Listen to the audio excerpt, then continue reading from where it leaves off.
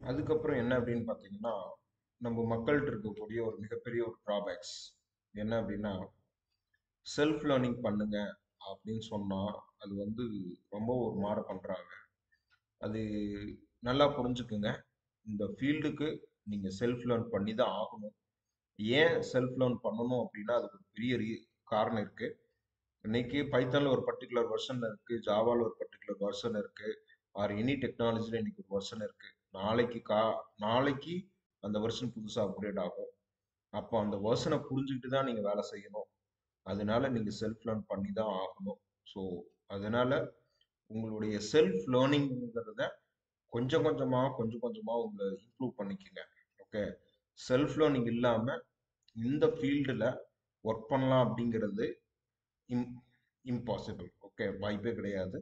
Self learning நீங்க பண்ணி தான் ஆகணும். ஓகே.